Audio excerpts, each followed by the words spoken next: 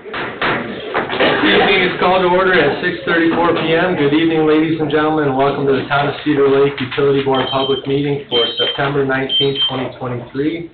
Will you all please rise for the Pledge of Allegiance? Pledge of allegiance to the flag of the United States of America and to the republic for which it stands, one nation, under God, indivisible, with liberty and justice for all. Thank you. Roll call, please.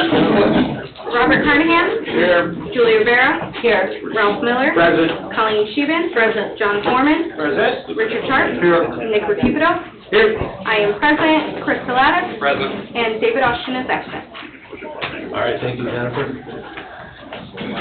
New business, item number 1, approval of minutes from August 15th, 2023.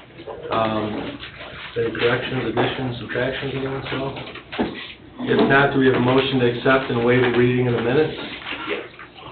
I'll make a motion to approve. I'll second.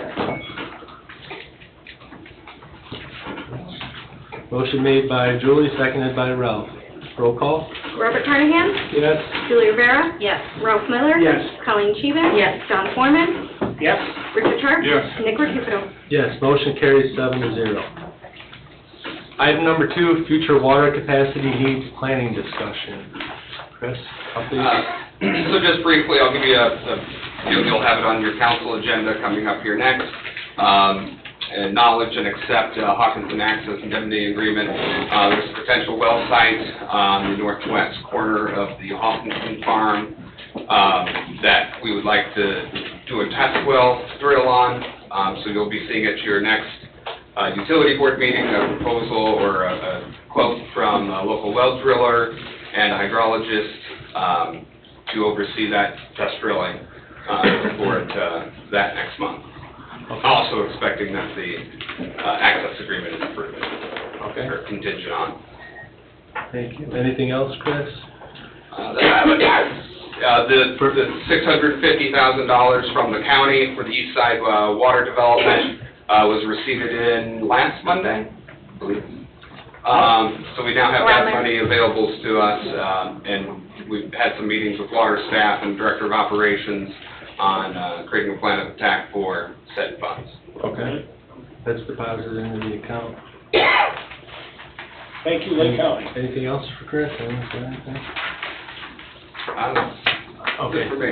And where did that money come from, the $650,000? The county, I believe their general fund. Oh, but was it part of? It was not part of ARPA. Oh, it wasn't? No. I thought that it was because they spent a lot on the It's my understanding non-sewer districts of that it's my understanding that they allocated approximately $10 million, give or take. I'm not 100% familiar with the county and what they do, but that was my understanding, is that they moved $10 million aside to distribute to the municipalities, given that there would be less restrictions on general fund monies as compared to American Rescue Plan monies. Gotcha. Again, that's just my understanding. That's good to know that. I'd refer to your county councilman for clarification. All right. Thank you, guys. Still on the future water capacity needs planning discussion. Neil, we got an assessment from you regarding capacities on the east side. And with future planning, this is a topic of discussion. Can you give us a little bit of a review on where we're at there regarding the east side water utility and the wastewater treatment plant as well? Sure. On the east side, as capacity currently exists, under full development, you could add an additional 378 units. To permit those immediately, that would be 91 units, and that's based off the math that IDEM uses for peak capacity versus average daily capacity.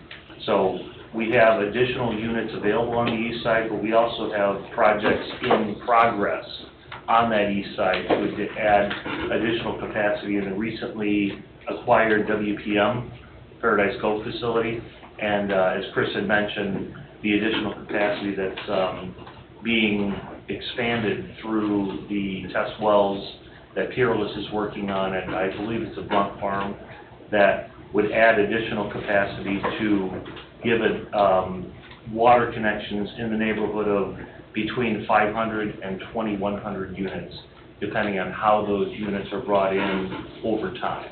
Okay, and something that you explained to me, which was kind of interesting, was how the IDEM permitting works and how, well, you have to explain it because it changes over the number that they use for the flow.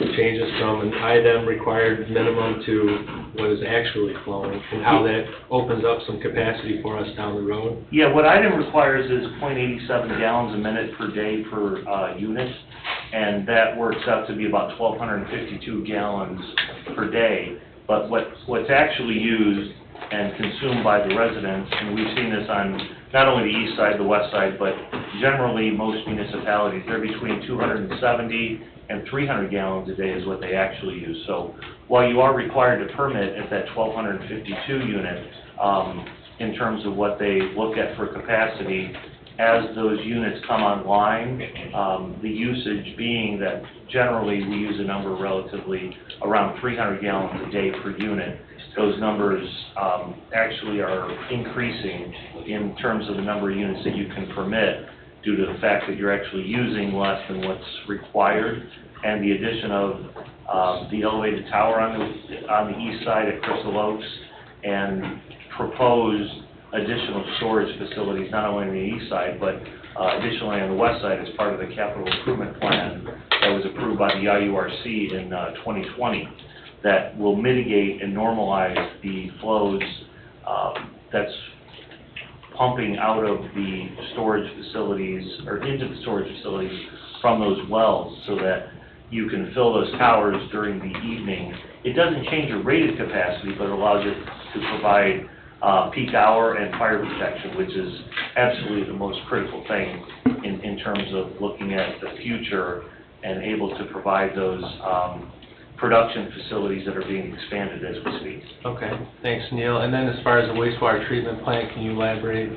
Yeah, the Report to wastewater that. treatment plant, the flows have actually gone down reasonably over the past, let's call it around from 2008 to 2023 of what we've tracked since those MROs have been analyzed by us, and we've confirmed that with Westler, who's the JMOB engineer, that actually as you're adding more additional capacity, it's a tighter system, it's vacuum tested on the manholes, it's pressure tested on the sewers, your capacity has increased, even though in some instances during wet weather, there have been increases in those flows, but between the two equalization basins at Cedar Lake at the flume facility and the upgrades that are being done at the Lowell plant that we've discussed many times with the JMOB, you have that maximum capacity to be able to be increased, and Westler's working on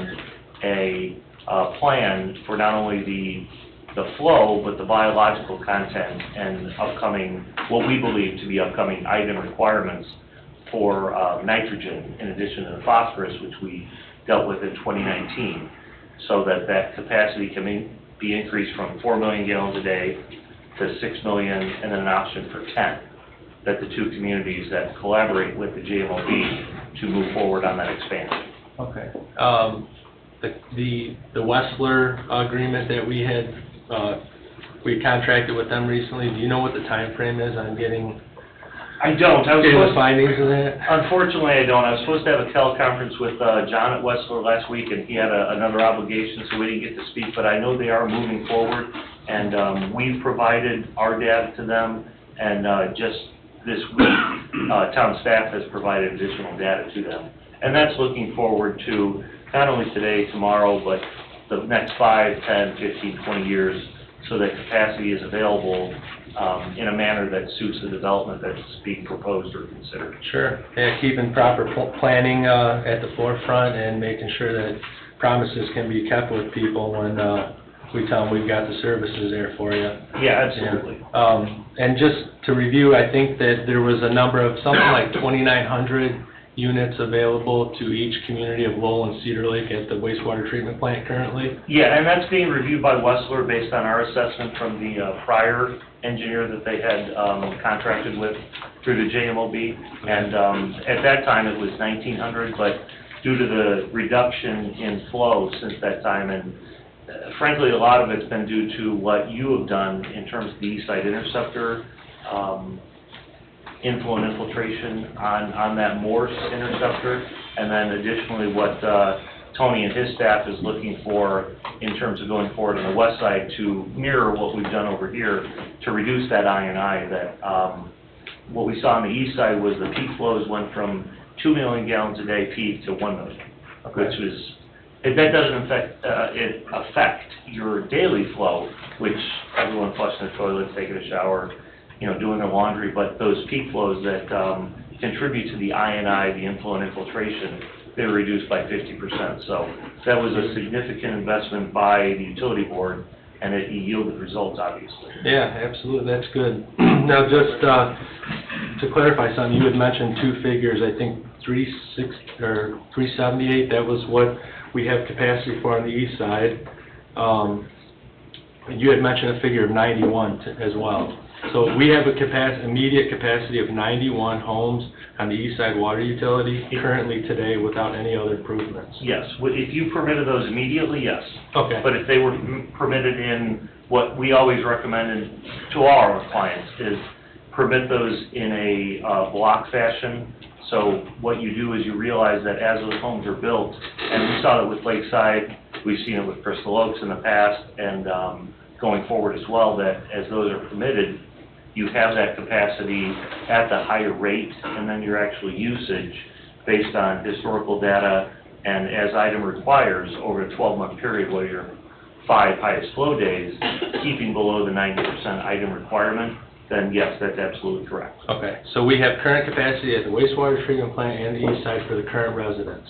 Yes, oh, absolutely. Okay, all right. It's important. It's been a topic of discussion in public comment and around town, and I hope that we can get all this stuff on the record, Jennifer, too, because Absolutely. that way if it gets brought up again, we've got numbers from the expert we're dealing with. So. Absolutely, we'll make sure to. Mr. Chairman, I had a question for Neil as well.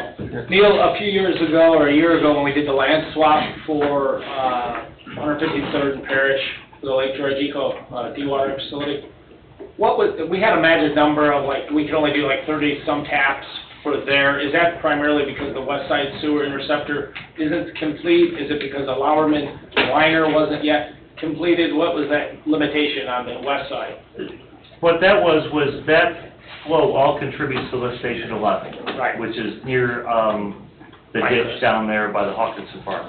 And what we looked at is what we could accept as part of that with the anticipation of West Side Interceptor Project 1, 2, and ultimately 3, that they could immediately tie into, with the understanding that all those areas that are unincorporated currently, and then some additional areas, including the Rose Gardens lift station on 141st and lift station 11, would ultimately be brought off of the Lowerman Interceptor into the gravity interceptor as part of the West Side Interceptor to take that load off that station hydraulically, and then allow that to work by gravity, which frankly saves the town money and allows you to provide additional capacity in that Lowerman Interceptor to lift station 1 at some future point, should you determine that be prudent.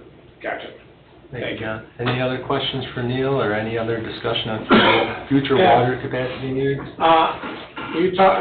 Nick, you brought it up, 378 and 91, that's 91 housing units, but does that go into the 200 that we've already approved for Lakeside? The 200 for Lakeside, what's already been approved is the 52 as part of Lakeside 1. 54. 54, thank you, Bob. I don't recall what the amount is for Lakeside 2. Well, that'd be 146. To build out the entirety of Lakeside 2. Right. Yeah, and if those were built and permitted in a block fashion, then yes, absolutely. We've got the capacity for them You with do. the water. Yes. Okay. Thank you, Bob. Item number 3, written report, fund report, clerk treasurer, Ms. Sandberg. The cash and expenditure reports were emailed out to you all last week. I don't really have any new reports at this time. We're still undergoing our state board of accounts audit, so that takes up all my days. Every time I talk to you, it seems like you guys are doing that. Until they are here, until they're done, and I have to make myself available to What is it, whatever about a they month already?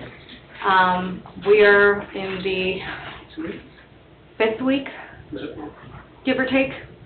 They must like it. How many people do they have here? There are 2 field examiners here on the daily, and then occasionally their audit manager will pop in and out, and then their overarching audit coordinator was here for 1 day, but she's already come and gone. And then they'll end up having an exit conference.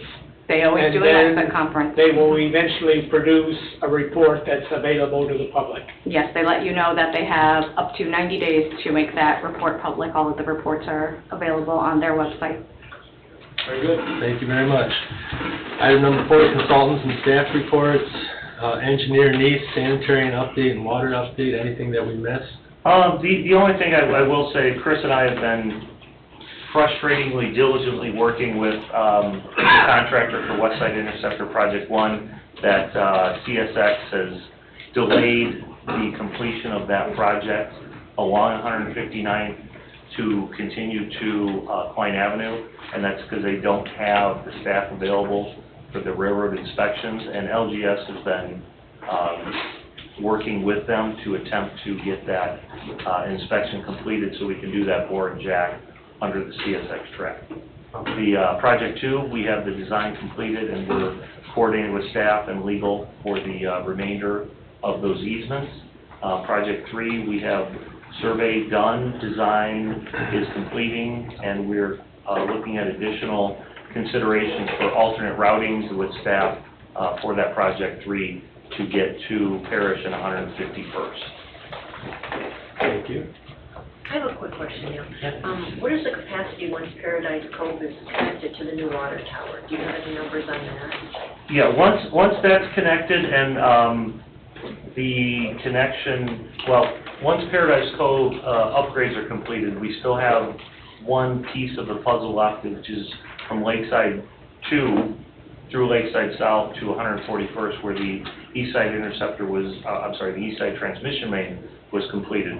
Once that's all done, all 3 of those together will allow that additional between 505 and an immediate permit for 2106 if those are blocked on that east side. And then once you bring in the additional capacity of the Brunt Farm, which is proposed by Peerless to be, or projected to be 1,000-gallon-a-minute pumps there, and a well site, you could add additional capacity above and beyond that.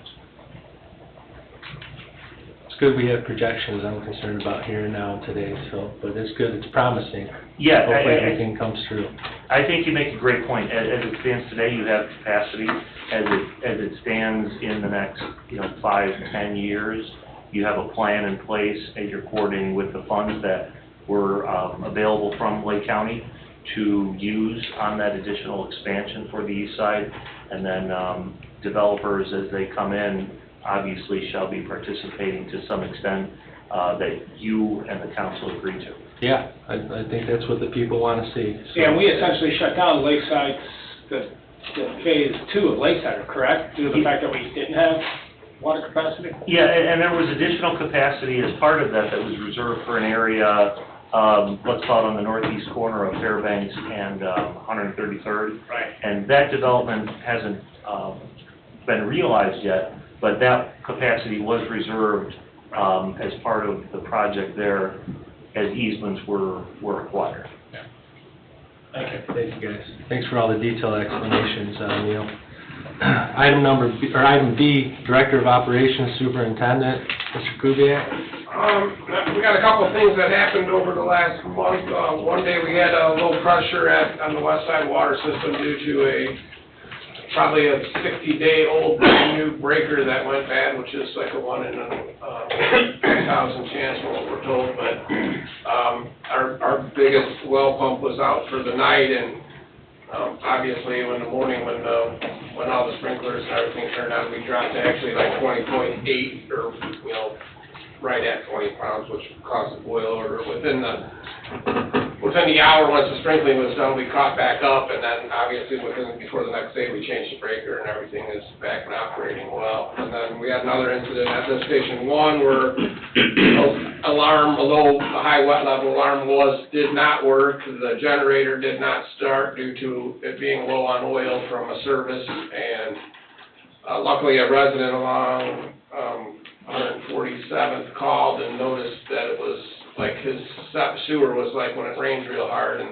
called me, and we went out there and found that the generator didn't start. There was a leg out on the power, alarms didn't work, but we got everything functioning and working and before there was any discharge or thankfully due to the resident that called me at 7:30 at night, but we did get everything operating and working before we had any issues. But it was kind of a crazy thing with all the technology and alarms and all that stuff. You still have times when good old fashioned stuff works better. So, but both things were pretty low as far as the impact, other than the school canceled school that day due to the water, but the water was back up and running before school started. But it's just everybody kind of freaked out a bit. But, I'm sure. Why did that run out of oil, and why couldn't we catch it? Well, the oil, it's a new generator. Since then, we've now, every 90 days, have a calendar to check the oil, or if a power outage occurs, to check the oil. But the thing, we're still getting to the bottom of it, but we believe since it's been installed, it never was properly filled with oil. We're still tracking it down, but the people that service it, and it's a whole chain of events, but, I don't know. And you're gonna keep an eye on it? We're still working on it, and the thing is brand spanking new, and the reason that it did not run is because the low oil shut off. It didn't mess anything up. Everything was fine.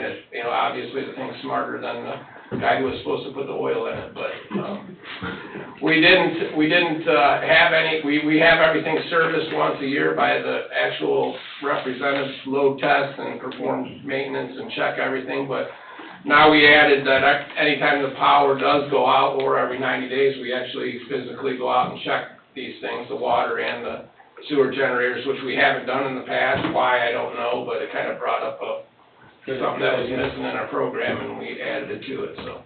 Good thing you got that check in place now. Yeah. Anything else? That's all I have. All right, thank you, Tim. Town attorney is absent.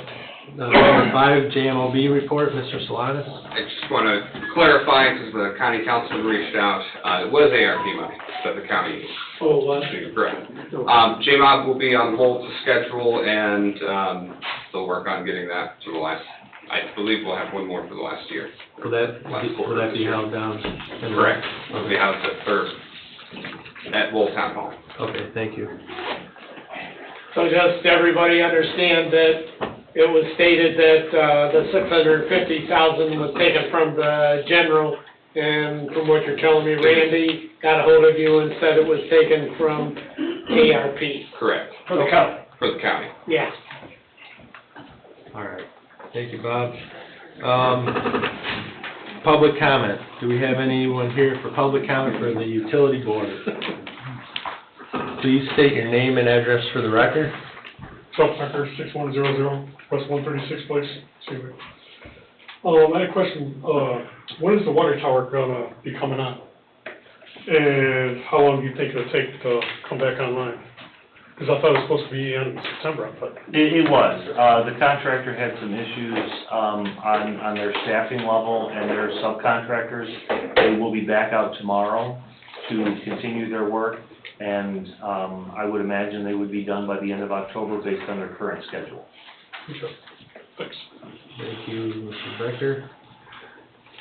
Anyone else here for public comment for utility board?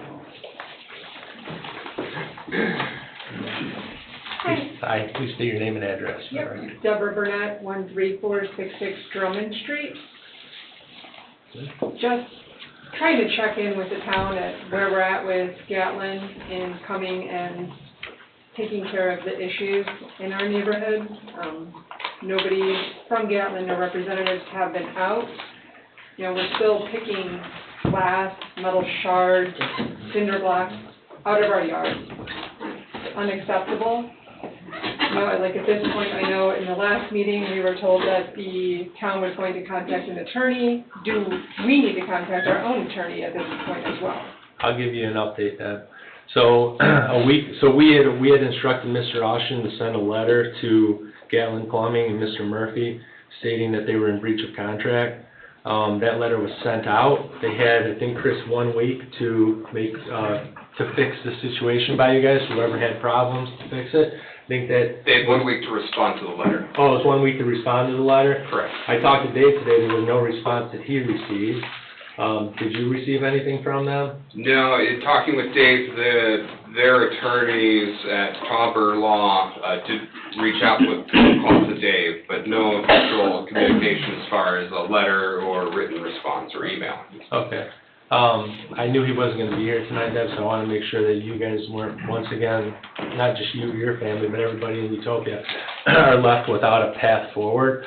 So, he asked that if we don't get any updates, that we proceed with the next steps in legal action.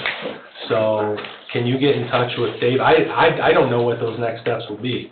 But if you can get in touch with Dave, like, first thing tomorrow or something, if he's available. Yeah. Absolutely. And, I don't have an answer for you on what the next step, but they obviously didn't respond. They haven't been in your neighborhood to fix anything, and... They were out, and I know that they did break up the road, pour concrete around where the mains are in the street.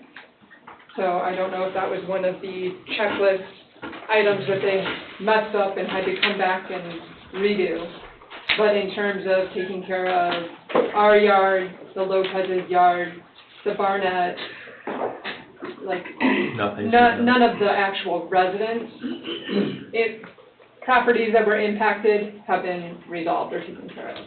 Yeah, it's completely unacceptable. I don't know if you can shed any light on this, Neil. Obviously, we're gonna have legal take the next steps, but have you been in communication with these folks? Are they taking this seriously? Yeah, I have. The work they did with the concrete that was around the valves, that was part of the project that they came in after the fact to do. They still do have additional punch list items, and they're numerous. I did talk to a contractor yet this week, and they have hired a landscaper, Myers, and they're coordinating with them to get the last of the restoration to take hold so that we can do the final inspection with staff to make sure that everyone's on the same page, that these are the 104 lots or property owners that were impacted, and all 104, what is left to complete to make sure we get that coverage as required by NDOT and our own specifications. And they're coordinating with Myers, but obviously, what rain we had this weekend, they weren't able to do anything, but they do intend on completing that work in the next month. And it is incredibly frustrating.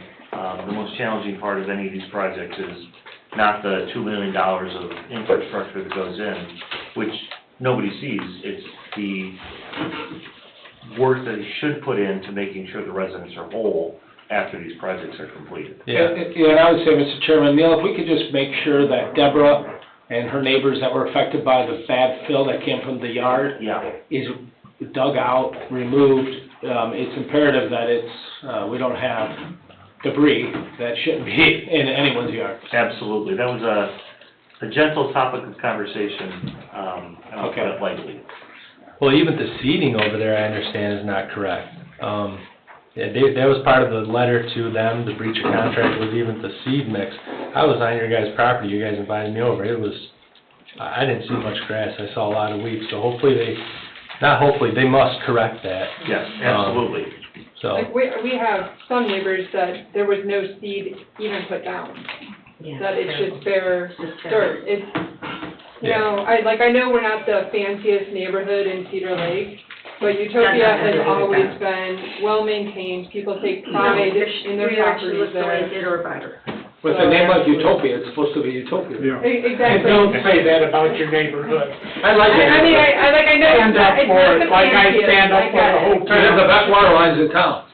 well, I Handle the mean, news. I mean, my house was built in '05, so I had pretty new water lines to begin with. Yes, you do. So, Deb, you guys got my contact information, stay in touch with me. Once I figure out what the next path is forward, I'll share that with you guys. I appreciate And then it. if you can please disseminate that to your neighbors. I apologize you guys are going through this. I hope that, I mean, I was on the record, I voted no for the water line here, not because of, I didn't think we needed a water line, we do, but because that was the only bid from that contractor they were having problems with. And I hope that people remember the phrase responsible and responsive, because this is not responsible conduct. So I appreciate it then. I'll I be in touch appreciate with you. it, thank you. Okay. Thank you. Thank you. Anyone else here for public comment for utility board? My name's Rob Burnett, I live at 13466 Drummond Street, back to the Gatlin issue. I'm gonna keep it for souvenirs, but if you guys want, this is some more of the premium dirt that was left in my yard. I'm keeping it for future, possibly needing, There's glass, metal, rock. contact an attorney myself. I don't know how else to say it. Well, you have to do what you have to do, Rob, Yeah. but we have the attorney that you guys are all paying for in the town. I've already thrown most of the dirt away for, Gatlin hasn't come around. I told you earlier today that Gatlin was out Thursday morning. I don't know what they did, but Deanne had gotten sick of looking at the bricks for her mailbox, and she had kind of put them back together. She had said Okay. it wasn't Gatlin that fixed it. It wasn't? Okay. Well, I appreciate you sharing this with us. This is all important. Without you guys coming up and speaking up, we wouldn't even know this stuff's going on. But I'll give you guys an update as soon as I get one on it. I hope the town finds a better engineer as well, you know, so the next subdivision doesn't get their fire hydrants in the backyard where the fire department can't access it when the house is burning to the ground. Thank you, Rob. Anyone else here for public comment for the utility board? Last call for public comment. Jen, did you have anything online? No hands are raised. Okay. This meeting is adjourned at 7:06 PM.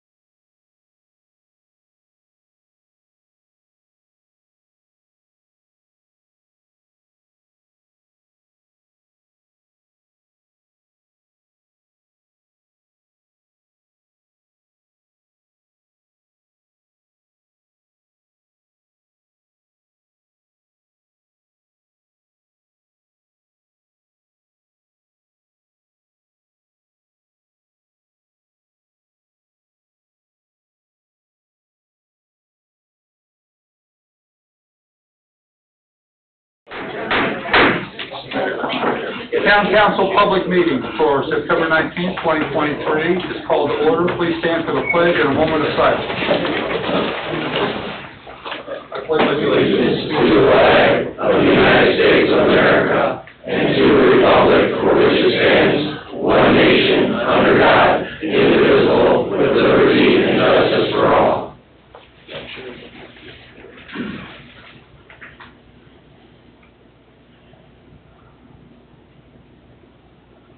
Thank you, everybody. Roll call, please, Jen. Robert Carnahan? Here. Julie Rivera? Here. Nick Recupero? Here. Ralph Miller? Present. Colleen Sheehan? Present. John Foreman? Present. Richard Sharp? Here. I am present. Chris Leathers? Present. And David Austin is absent. We begin tonight with a public hearing, ordinance number 1466, annexation ordinance, Hawkinson Farm, continued from 9/5/23. Review of the legals were in order the last time, so assuming the same. Reading of ordinance number 1466, Mr. Foreman, by title only, please. You bet.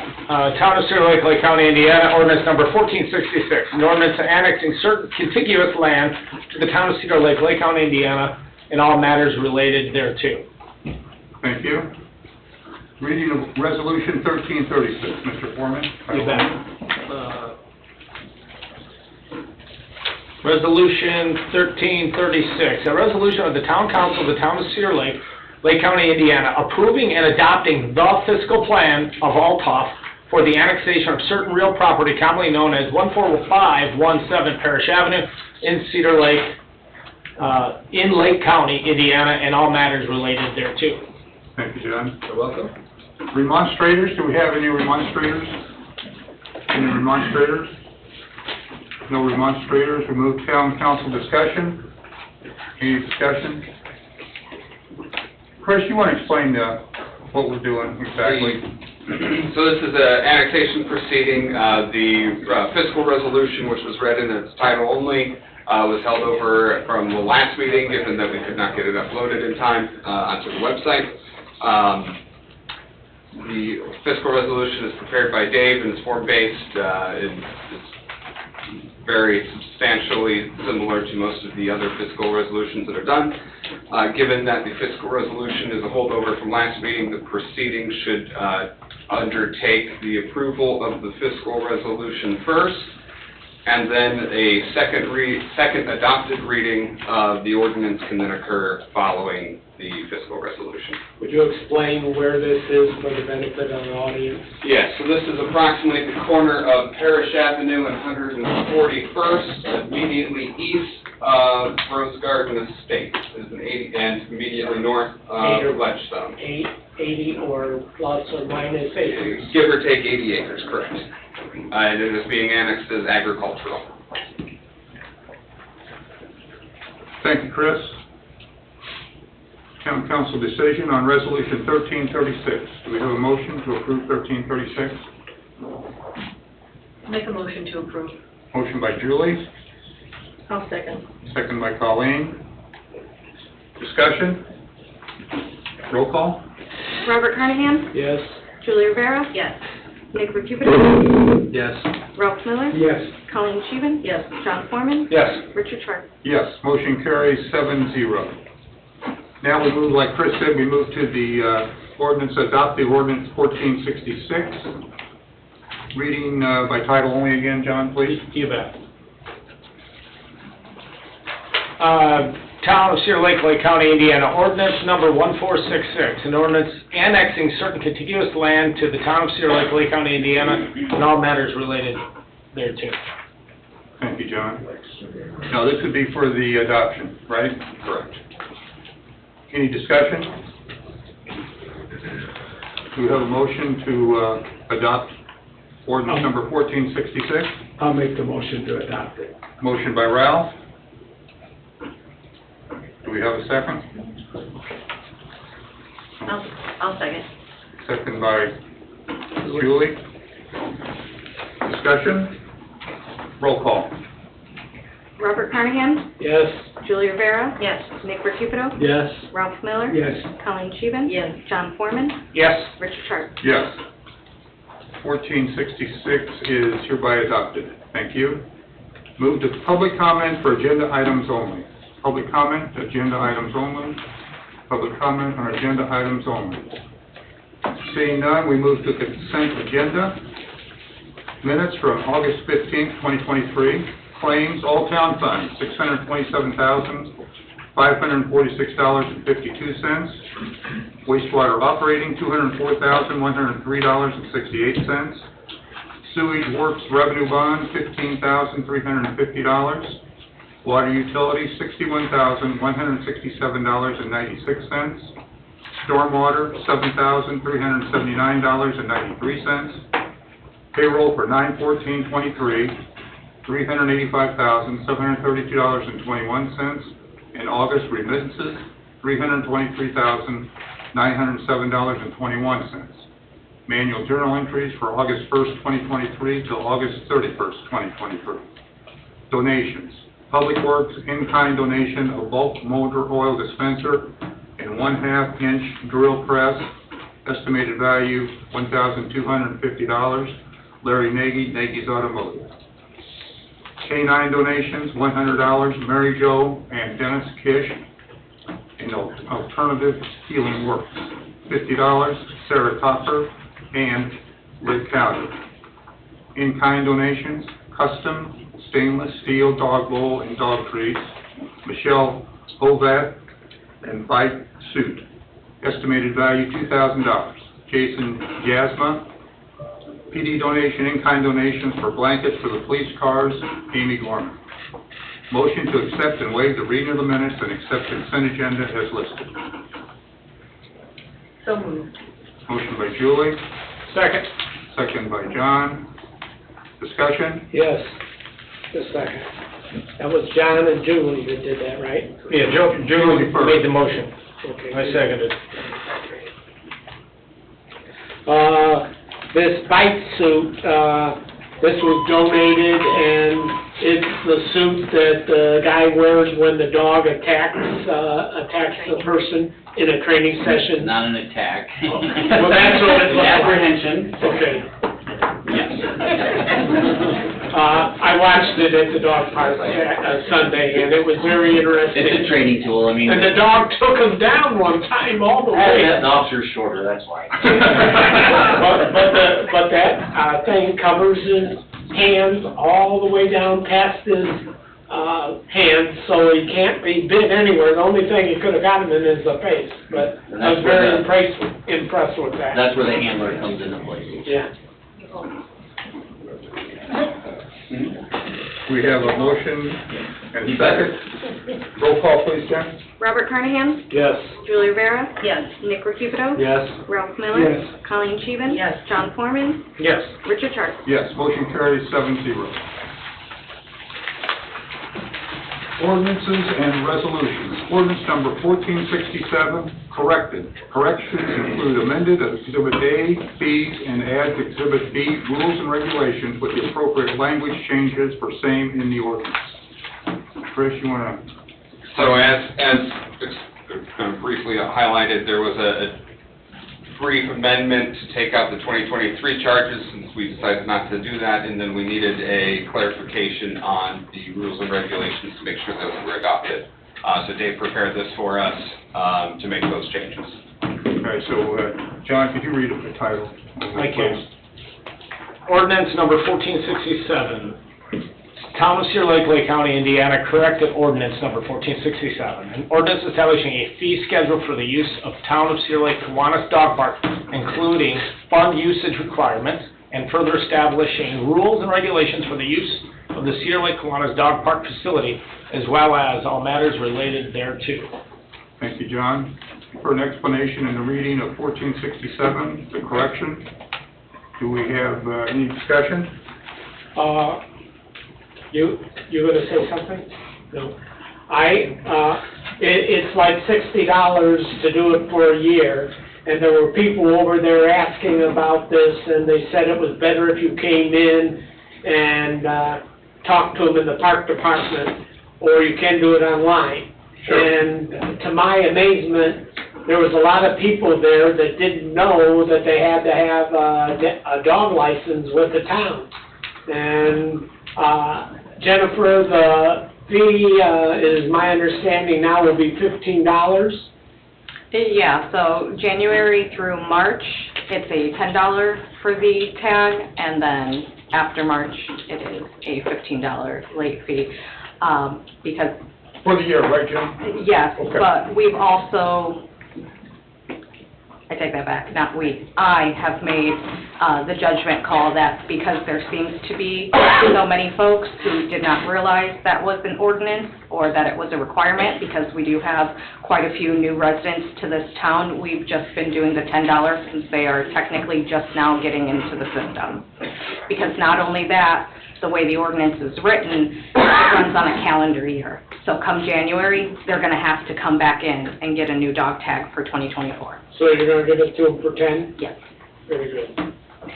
And can we maybe at the next quarterly newsletter, just put these fees, resident $60, non-resident $75, that are in the The bottom of this? newsletter is already finished because billing is getting finished up right now, so we've already missed our deadline for the newsletter that's going to go out. Okay. But we do always put it in the newsletter at the beginning of the year, and it also runs at the bottom of the utility bill for the first 2 months of the year. Perfect. So it will be in the next newsletter. Yeah. Okay? Thank you. Do we have a motion for approval of I'll make a motion. adoption of 1467? Motion by Colleen, I'll second. second by Ralph. And I'll say again, it's a great looking dog park, It is. and everybody, Public Works, that did what they did, and they did a great job. And the park department? And Park Department. They were there giving out hot dogs and chips and a drink. It's gonna be, It was a very good program. the whole entire area looks great. Good job, everybody. Yeah, absolutely. We've had a motion and a second. Roll call now, please, Jim. Robert Carnahan? Yes. Julia Rivera? Yes. Nick Riccotti? Yes. Ralph Miller? Yes. Colleen Scheven? Yes. John Foreman? Yes. Richard Sharp? Yes. Ordinance 1467 is readopted. Do we need a second reading to readopt? We do. Do we have a motion to suspend the rules so we can have a... Motion to suspend the rules on ordinance number 1467 for the second reading. Thank you, John. I'll second. Thank you, Colleen. Roll call? Robert Carnahan? Yes. Julia Rivera? Yes. Nick Riccotti? Yes. Ralph Miller? Yes. Colleen Scheven? Yes. John Foreman? Yes. Richard Sharp? Yes. Motion carries 7-0. Do we have a motion to adopt 1467 corrected? Do we need to read it again or no? Yeah, we should. Chairman? Yes, sure.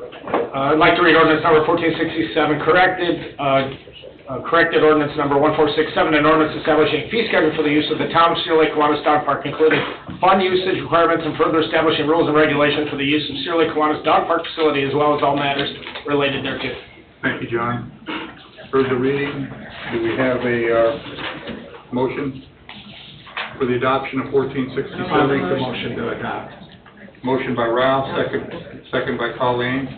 Roll call? Robert Carnahan? Yes. Julia Rivera? Yes. Nick Riccotti? Yes. Ralph Miller? Yes. Colleen Scheven? Yes. John Foreman? Yes. Richard Sharp? Yes. Motion carries 7-0. 1467 is now adopted again. We move to ordinance number 1472, 2023 salary ordinance amendment, parks crew workers uniform allowance. Received a favorable recommendation from the park board on 9/7/2023. Do we have a reading for 14 by title only, John? Certainly. Ordinance number 1472, an ordinance amending town salary ordinance number 1436, establishing jobs and salaries to be paid certain offices, positions, and jobs within the town of Cedar Lake for the calendar year 2023, and repealing all ordinances or parts thereof in conflict therewith. Thank you, John. Chris, you want to, So this is an ordinance that will amend the salary ordinance to give the parks employees, crew workers, full-time crew workers, a $350 payable uniform allowance that is payable in the last pay of September. This is directly a replica of what the Public Works staff receives. was gonna be my question. Thank you. So this is the exact same language, but we're extending it to the parks, full-time crew workers. Should just say crew, foreman, crew, or just crew, because crew worker is a specific title. There's a crew leader and a crew foreman.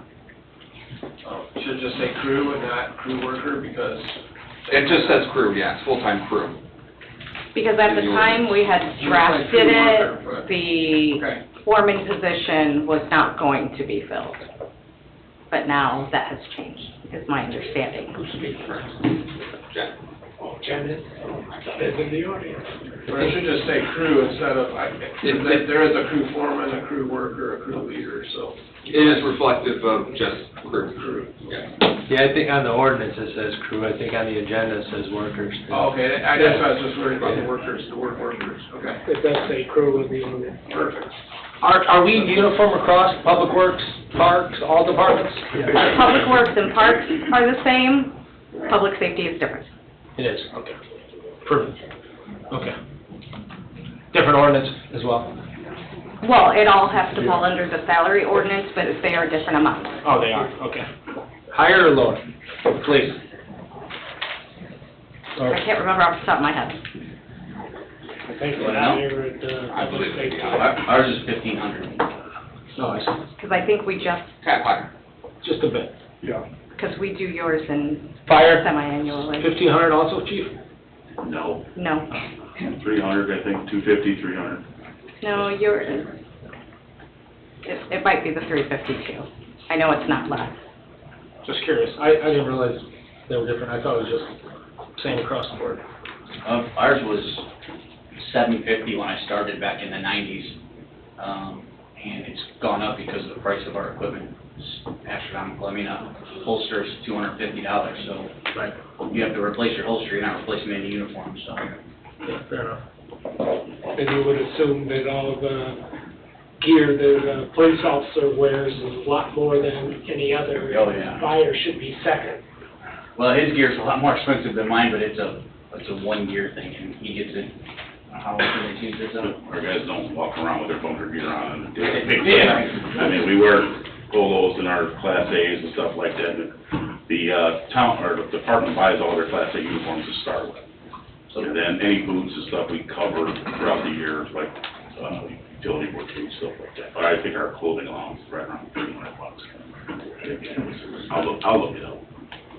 Thank you, chiefs. Additional discussion? Do we have a motion to approve 1472? I'll make the motion to approve 1472. Motion by Colleen, I'll second. second by Julie. Discussion, roll call? Robert Carnahan? Yes. Julie Rivera? Yes. Nick Recupero? Yes? Ralph Miller? Yes. Colleen Scheven? Yes. John Foreman? Yes. Richard Sharp? Yes, motion carries 7-0. Do we have a motion to suspend the rules for a second Make the reading? motion to suspend the rules. I'll second. Motion by Julie, second by Ralph. Roll call, please. Robert Carnahan? Yes. Julie Rivera? Yes. Nick Recupero? Yes? Ralph Miller? Yes. Colleen Scheven? Yes. John Foreman? Yes. Richard Sharp? Yes, motion carries 7-0. I just looked at my check. Do we have a, ordinance number 1472 by title only? You bet. Town of Sierra Lake, Clay County, Indiana, ordinance number 1472, ordinance amending town salary ordinance number 1436, establishing jobs and salaries to be paid for certain offices, positions, and jobs within the town of Sierra Lake for the calendar year 2023, and repealing all ordinances or parts thereof in conflict therewith. Thank you, John. Do we have a motion to adopt ordinance number 1472? I'll make the motion to Motion by Ralph to adopt, Second. second by John.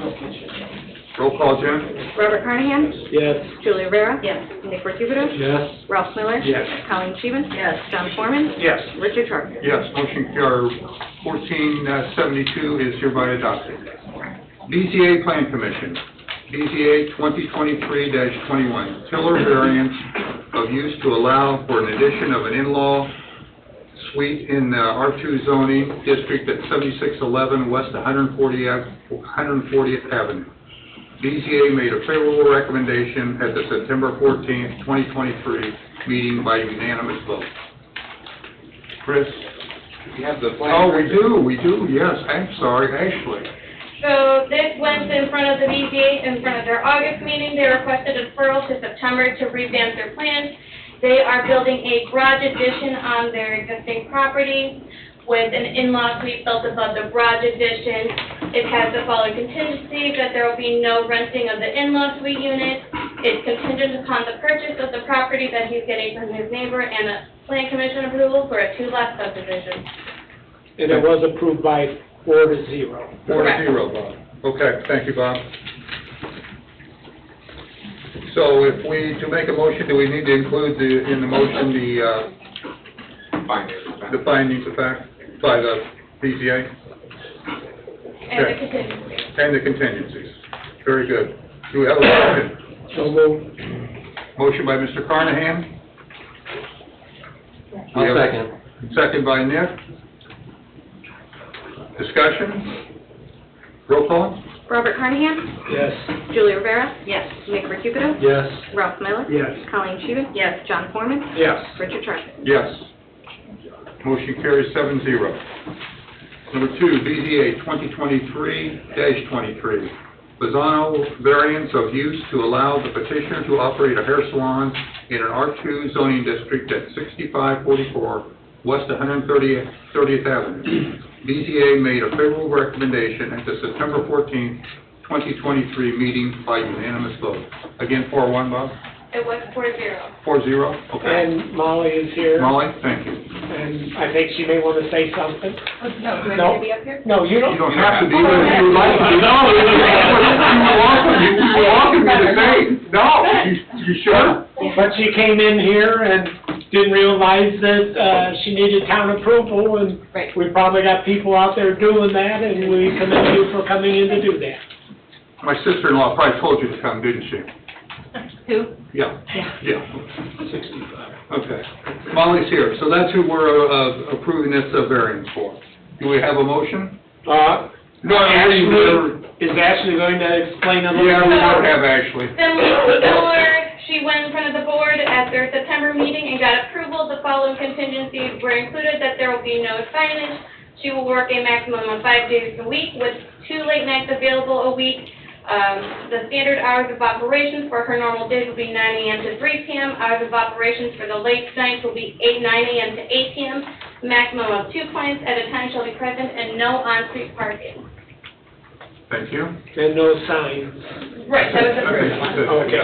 And finding of facts. Okay, you want to make a motion, Bob? Yes. Motion by Mr. Carnahan. Do we have a second? Second by Ralph. Discussion? Just a question. I was involved in the BZA, as you all know, we've approved a handful of these. Everything's been going pretty smooth with these operations in these residential areas. We haven't had any No complaints or calls or anything. concerns to the building department with any of the hair salons that have been approved. Great. Okay. Yeah, that's my understanding too, Nick. Good question. All right, thank you. Thank you, Nick. Roll call, please, Jim. Robert Carnahan? Yes. Julie Rivera? Yes. Nick Recupido? Yes? Ralph Miller? Yes. Colleen Scheven? Yes. John Foreman? Yes. Richard Sharp? Yes, motion carries 7-0. Congratulations, Molly. Good luck. Thank you. Yeah. Sharpen your scissors. Yeah. Very good advice. New business. Consider approving a 3-year service agreement with Nearmap in the amount of $24,000. Chris? So this is a service, I'll let Ashley speak more to the service, but that we have had budgeted into this year's budget, and I'll let her explain more as to what it is. So Nearmap is a web-based browser that allows us to have more updated aerials. If you look on Lake County GIS, the most recent aerials is from 2022. This company will do a flyover with an airplane and a specific style of camera that they have a patent on that gets really good graphics of the area. They do an update of our area 3 times a year. With this service agreement, we get geodata links for it, which means that we can incorporate particle data information. They're giving us AI incorporations, which is beneficial to our public works department, looking at kind of where trees are, things like that. Additionally, it allows for us at the building department level to then keep an eye on properties, seeing if things are in violation, not in violation. It helps with plans, BZA, unsafe, looking at our unsafe properties. They are including in that AI pack for free. They are also including in a public display license for free, which we are hoping to work with our engineer C-Bell to integrate our zone map in, integrate potentially our paver map, and some other additional maps in that we can then make public facing so that our public then has information to that available. We can also look at when things are being annexed in or when they're developing. We can then look at that overall area, what's in that area currently today. We looked at a one-year contract. The one-year contract, and it was not as many availabilities as the three-year contract, was $9,000 per year. With the three-year contract, it is $24,000 for the entire contract, which comes out to about $8,000 a year. And as Chris stated, we did budget for a IT update to the building department this year, and this is what we would like to proceed with. So we save money on doing a 3-year contract over a year contract. And we get additional services for free, correct, sir? I appreciate you being honest with us with the use for it, Ashley, and I'm all for you guys having more tools, but you lost me at the fact that you're going to be snooping on people's properties and stuff, so. I don't think it should be used for that. I think there's other. It's not really going to be used for snooping, Well, I misspoke on that one. So like, if we have a fence permit and that fence permit's coming up for expiration, and that person never called in their final, we can then go look and see, did they install their fence? Did they install it where it's supposed to be? Yes, okay, checked off, and we don't have to send out a letter to that person saying, hey, can you please call in your final for your fence? Same thing for a shed, those just for prior finals. Is that shed permit coming up for expiration? Yes. Did they put it in where they said they're going to? Yes, okay, we don't have to send off another letter, so. Okay. Yeah, I read through this whole thing, and a lot of that stuff that you told us about really wasn't in here, so I appreciate the explanation with that. It's something that I have had multiple meetings with the company with. I've also had Cliff involved in some of these meetings to make sure that it is something that is in fact beneficial for us in the town. So how the imagery that's used, is it like live imagery, or is it's something like the GIS where it's Similar to uploaded? the GIS, they do a flyby of the area 3 times a year, once in spring, once in summer, once in fall, so you kind of get a different look at what's the foliage in the area. Additionally, with this subscription, we do get unlimited users, so I can give usership to Public Works. If we can then integrate data of where our utilities are, it helps them out too. So it's not just for the building department and looking at things or permits that are coming up for expiration or updated aerials. It's also something that can help our Public Works department. Again, it's got that public licensing included into where we can then integrate other information that we can then share with the public that we get asked for all the time and give them a better idea of what something looks like. It can also be used to cut down on staff time.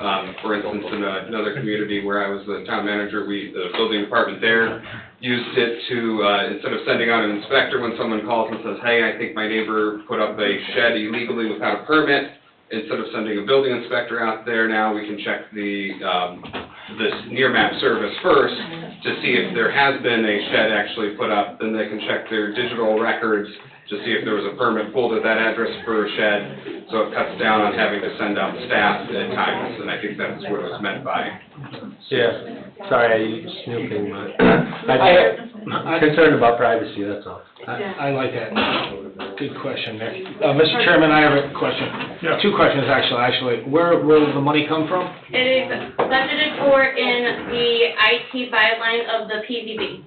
Okay. And the second question, how long has the company been around, and can we go backwards if we sign this contract? A year, 2 years, 3 years, 4 years? 2017 is the farthest back archive aerial that we can get to. Okay, thank you. I think that's interesting. And I think Cliff is online, is that correct? Yes. Okay. Go ahead, Cliff. Just to make a point that as soon as this contract, if it is approved, we're not sending planes in the air to take these pictures. They're already flying. The imagery is already available. We're just getting access to the system as it currently exists. They're already flying over Cedar Lake taking photos. We're Okay. just getting access to them. They've already flown over. Yeah. It's 2017. Thanks, Cliff. For an explanation, do we have a motion to approve this expenditure? I'd make a motion to approve the 3-year service agreement with Nearmap in the amount of $24,000 for 3 years. Motion by John, I'll second it. second by Ralph. Roll call, Jen? Robert Carnahan? Yes. Julie Rivera? Yes. Nick Recupedo? No. Ralph Miller? Yes. Colleen Scheeben? Yes. John Foreman? Yes. Richard Sharp? Yes, motion carries 6-1. Acknowledge and accept the Hawkinson Access and Indemnity Agreement. Chris, you want to? So this is a access and indemnity agreement that All Top Homes drafted for us. Dave has reviewed, amended, or requested the amendments to be made. They have made the amendments and have satisfied, I guess I'll speak for him since he's not here. It's my interpretation that he's been satisfied that they made all the changes that is required. And as kind of mentioned in the utility board meeting, there is a potential well site that we would like to test drill on this particular piece of property.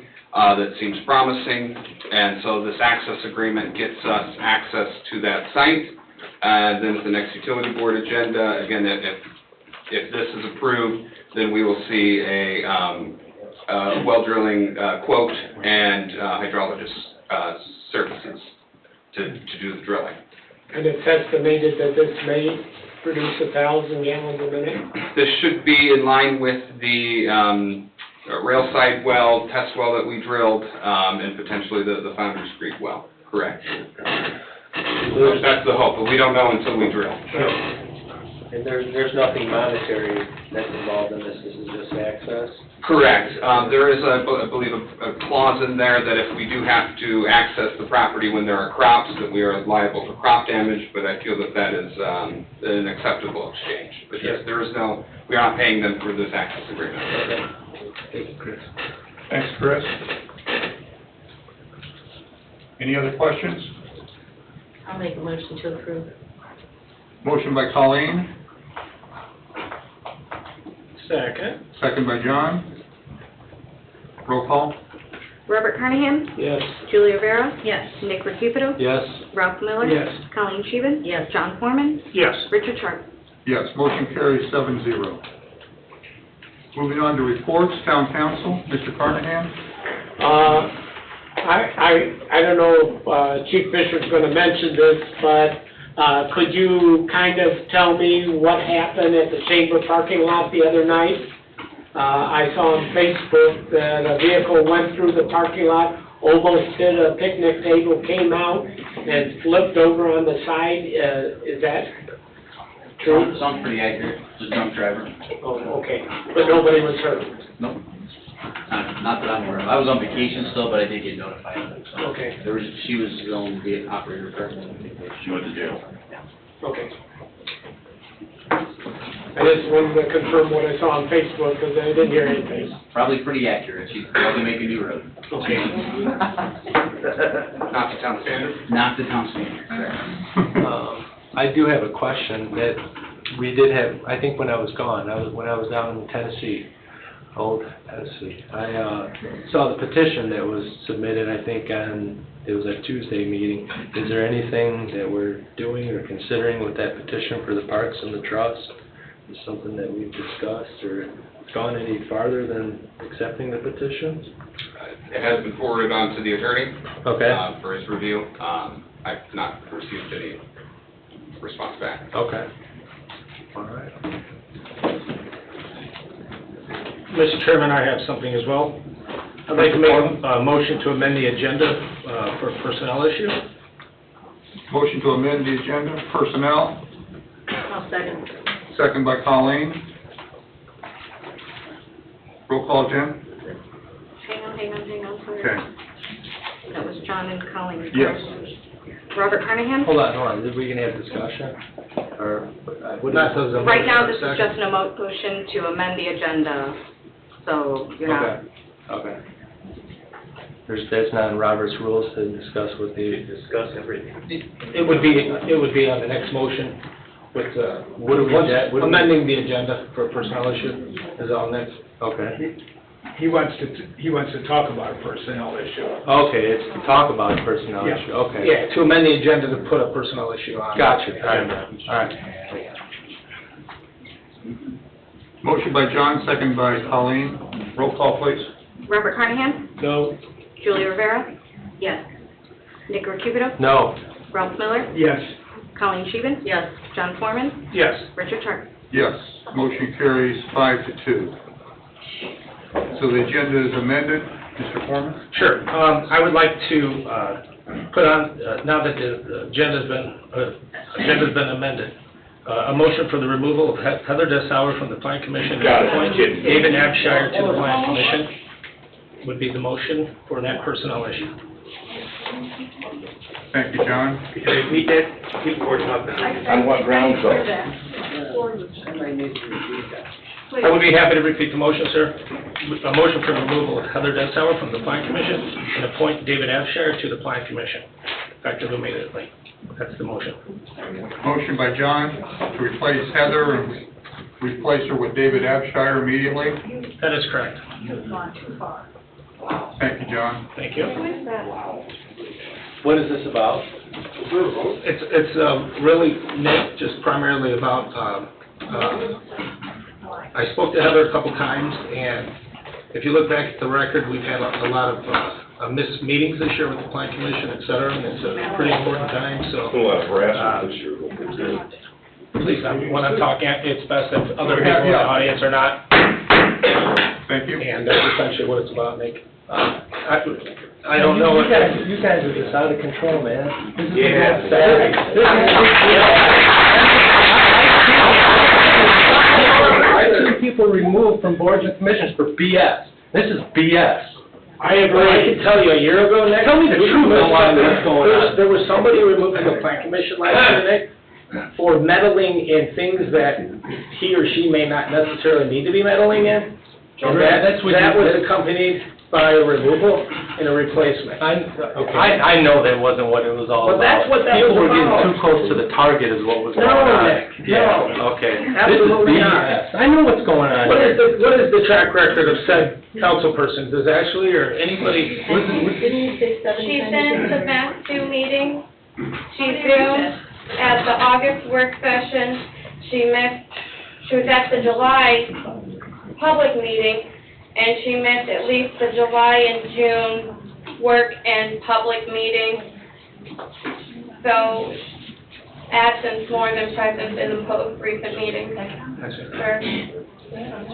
So 3145536218696. Actual, She was the most. somewhere on Zoom. She was on Zoom for the August work session. She was present for the July public meeting. I do not recall her presence at the June public meeting, Okay. the July work session. She was not at our most recent work session, and she was not at the August public meeting. Very good, thank you. John, do you know that there's a Plan Commission public hearing tomorrow? Exactly. With very hot topics, Yeah. hot topics, and you decide to do this today? Yep.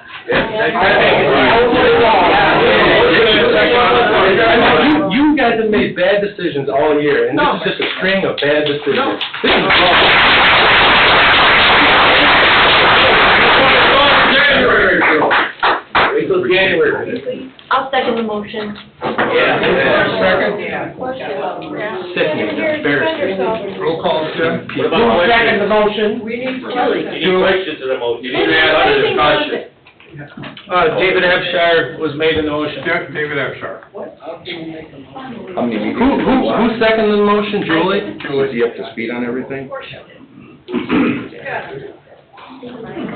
Motion and second. We have a motion. Jennifer, roll call, please. Robert Carnahan? Absolutely not. Julie Rivera? Yes. Nick Recupero? Hard no. Ralph Miller? Yes. Colleen Sheehan? Yes. There you go. John Foreman? Yes.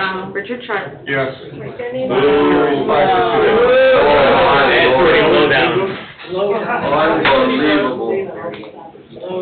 That's why you didn't get reelected. Yeah, she does. There was no balance. Town Attorney is not here. Out of control. Clerk Treasurer, any report? Just the same report as with the utility board meeting. State Board of Accounts is here doing our biennial update. We're still going through that. Please, I can't hear you. Yes. I've got the microphone right in front of me. Thank Is that you. better? Yes. Okay. So State Board of Accounts audit is still continuing, and we are also working on wrapping up the 2024 budget. We will have a work session meeting like we have done the last couple of years. Corby Thompson, our financial consultant, will be present to do a PowerPoint presentation and to go over everything as we move into next month when we conduct the public hearing on October 3rd. And then our second meeting will be the adoptive reading, and I'm drawing a blank, is that the 15th or 17th of October? 17th. The work session will be held on, I believe it is the 29th, we will be scheduling it for, as our discussion has been. Okay. Thank you, Jennifer. Town Manager, report? Yes, the Shades Phase 1 road paving projects will start soon. The closure of 141st this Thursday, going to November. There is a storm sewer improvement box culvert that needs to be installed that will facilitate the closure of that road. So we do ask for patience. We did have that mentioned at the informational meeting for the constituents that would be directly involved or directly affected, so they're aware, and Christopher Burke is making the residents aware in that area, and we posted on our social media. There will be a closure on Constitution Avenue immediately by Moore Street. We are going to be cutting a sanitary sewer tie-in across there, so that will start, anticipated to start October 2nd. And the road will be closed between 6 a.m. and 2 p.m. There will be the go-around, the road immediately south will still be open, so there will be access to Town Hall and Lighthouse, etc., during the entire time. That should take 4 to 5 days approximately. That is 141st off of Morris? Correct. Going east? Yes. Okay. Thank you. Can we let businesses know? Can we? Yeah, we will reach out to Please. the one business that will be affected. Right. Thank you. Dredge America has asked, with duck hunting season close approaching, that the duck hunters that will be participating, that they just keep their blinds approximately 500 yards from the dredge barge itself and the booster barge that's out in the water, just so that way there's no accidents out there. And in that regard, the dredge project has, as of last week approximately, dredged out 179,000 cubic yards of material out of the expected approximate 500,000 cubic yards of material. So now they will start dredging less often now that the SDS site is full of water. We are monitoring the outflows of the site for the suspended solids to making sure that we're within our item permit. But now that effectively 2/5 of the project has been completed, they will no longer be operating the dredge barge on Sundays. And as I mentioned, they will shut down a little more often just to give the sediment dewatering facility time to let the solids float out of, or sink to the bottom, and that the outflow water is manageable. Very good. I will also do the building department report right now too, and that we had 14 new permits, bringing us up to a total of 79 new construction permits for the year. And the Veritas did not supply a report because there has been no change. They're working on the public safety buildings and the town hall concept plan as they've been contracted to do. Thank you, Chris. Thank you. Director of Operations, Mr. Kubiak.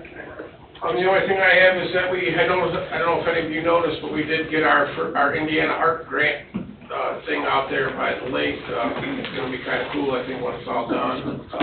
We gotta do some landscaping and some grass planting around it, but, provided pretty good access to off the town grounds all the way along the lakefront for people to see, so, pretty cool if you haven't seen it. Sundial.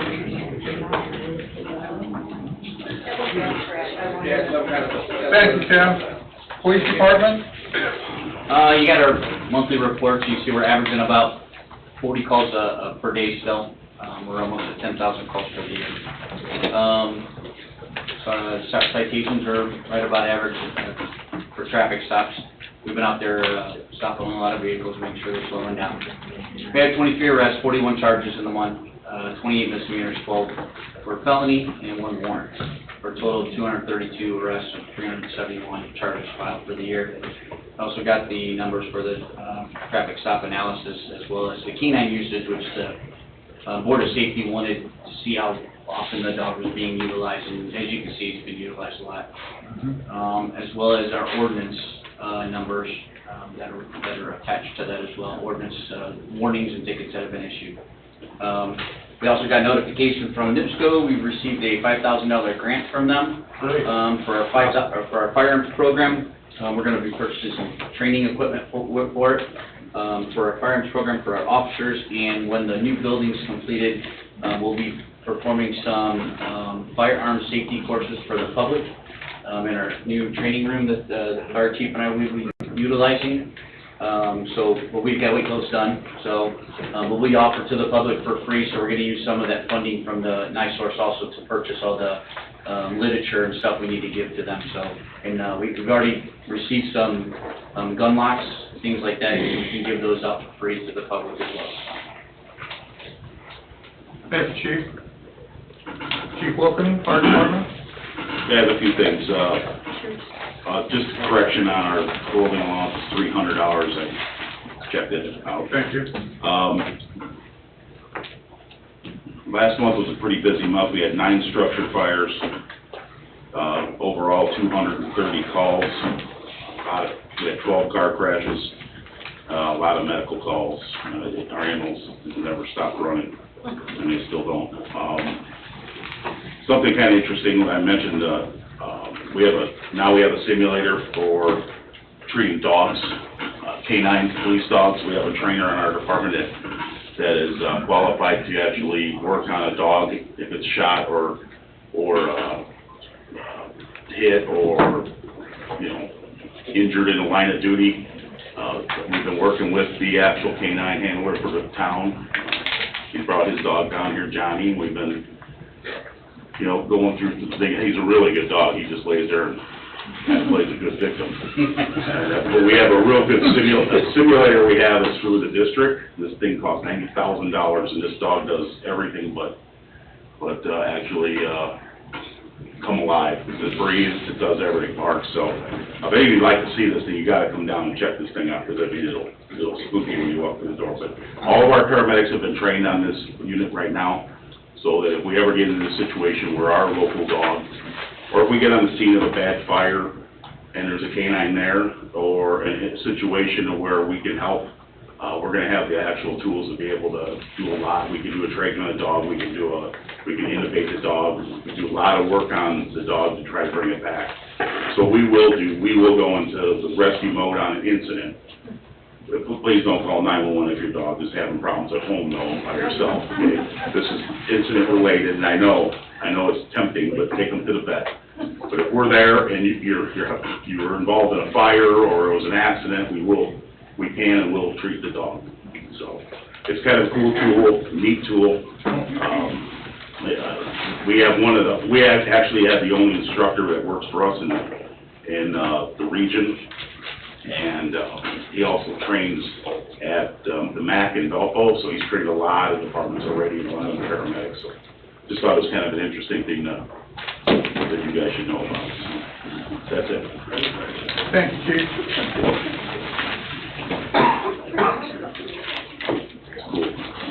We move on to public comment. Any public comments? Do you have written communication? Written communication, excuse me. I will read this now. Formal notice, honorable members of the Plan Commission, on behalf of our client, Industrial Drive Properties LLC, is represented by its member, Richard Thiel Jr. Please accept this formal notice to inform the Plan Commission of circumstances involving an attempt to extend the industrial park pursuant to Indiana Code SS 5-14-1.5-2D1. The Plan Commission is enabled to receive information as part of its official actions. During the years of 2020 and 2021, the members of Industrial Drive Properties LLC learned of the possible extension of the industrial park where it is an owner. Mr. Thiel approached the developer in order to discuss the necessary access if such an extension was approved, as that would impact its property. Multiple conversations took place between the developer and Industrial Drive Properties in order to reach an agreement. However, no agreement was reached.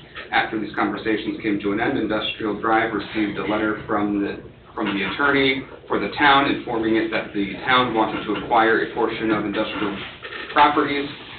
In order to extend the industrial park, Industrial Drive Properties was presented with an offer it deemed too low. The town indicated it was prepared to go to court to pursue eminent domain to advance its purposes of economic development. Industrial Drive Properties obtained an appraisal, forwarded it to the town, and countered the town's offer. According to the members' conversation with the town could not justify paying the amount of its counteroffer. Industrial Drive Property was prepared to fight any eminent domain proceedings in court as it felt the grounds for pursuing such action were weak. The member indicated to the town that the main person benefiting was the developer at the expense of the taxpayers, of which he was one. Shortly thereafter, no further communications were received from the town. At the May 3rd and August 2nd, 2023 Plan Commission work session, the above facts were misrepresented in the meeting. The comments were made available to be viewed on the Town of Cedar Lake YouTube Plan Commission meeting posting at the 47.53 minute mark for the May 3rd, 2023 meeting, and at the 37:26 minute mark for the August 2nd, 2023 meeting. This formal notice is intended for the purposes of correcting the misinformation presented at the Plan Commission work sessions. Respectfully submitted, Peggy Jo Stanford, attorney.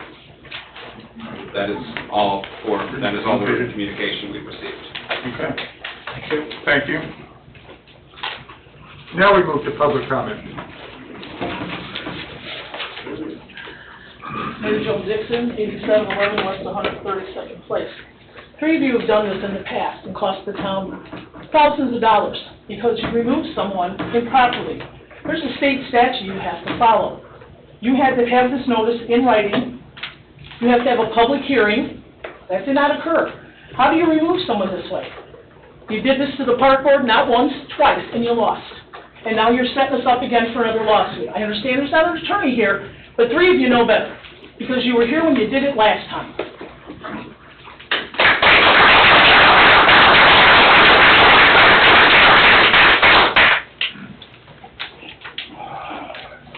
Mark Stinger, 13925 Wicker Avenue, Hanover Township.